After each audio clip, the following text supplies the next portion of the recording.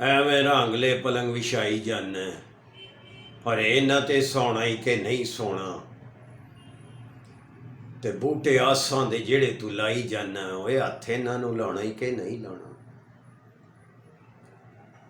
ਤੇ ਜਿਨ੍ਹਾਂ ਵਾਸਤੇ ਮੌਜ ਤੋਂ ਪਾਪ ਕਰਨਾ ਓਏ ਉਹਨਾਂ ਕਫਨ ਵੀ ਪਾਉਣਾ ਹੀ ਕਿ ਨਹੀਂ ਪਾਉਣਾ। अस्सलामु अलैकुम, सत श्री अकाल। सारे चढ़दे पंजाब ते लहंदे पंजाब दे मित्र प्यारियां,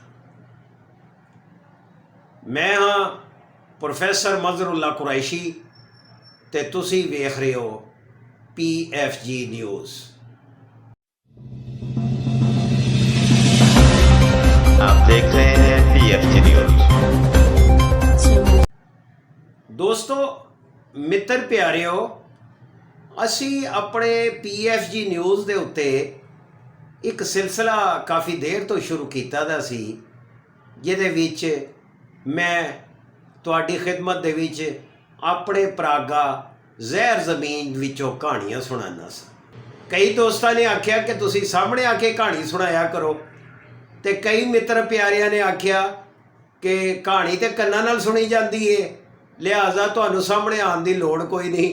लेकिन सारिਆਂ ਦੇ मशवरे ਦੇ ਨਾਲ फिर असी ਇਹੋ ही फैसला किया कि वॉइस ओवर दे के ते ਉਹਦਾ वीडियो ਦਾ या कहानी ਦਾ टाइटल सामने लिया के ते मैं ਤੁਹਾਨੂੰ कहानी सुनावां।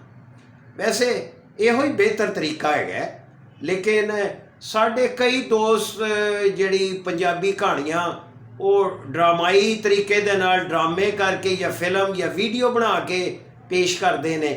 लेकिन असी एक सिलसिला ये रखा था कि कहानी सुनना है तो कहानी सुनाण वाले ने सुनानी है, कहानीकार ने सुनानी है।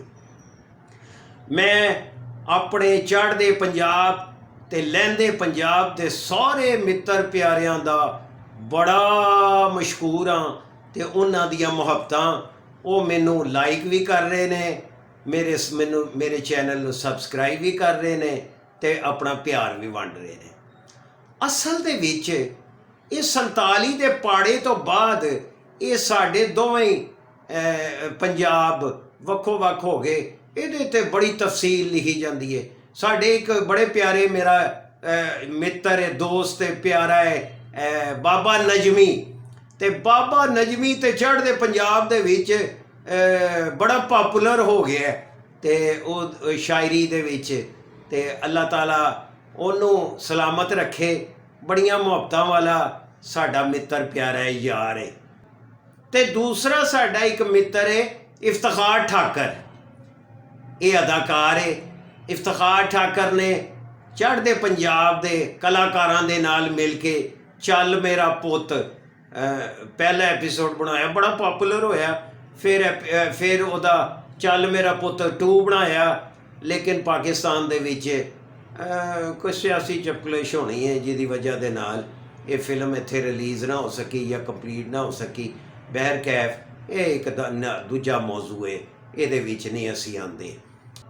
मैं चलदे चलदे तुहाडी खिदमत दे विच एक होर चीज़ वाल निशानदेही करदा जावां कि तुसी साढ़े PFG न्यूज़ दियां कहानियां ज़रूर सुनिया करो। ये बड़ियां सबक अमोस ने, ते मेरा ये परागा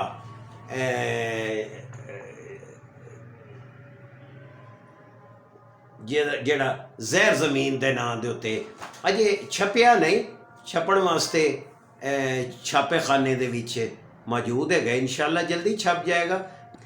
मैं अपने चढ़दे पंजाब ते लहंदे पंजाब के सारे मित्र प्यारियां दा बड़ा मशहूर हाँ, ते उन्हां दियां मुहब्बतां वो मैनू लाइक भी कर रहे हैं, मेरे चैनल नू सबसक्राइब भी कर रहे हैं, तो अपना प्यार भी वंड रहे हैं।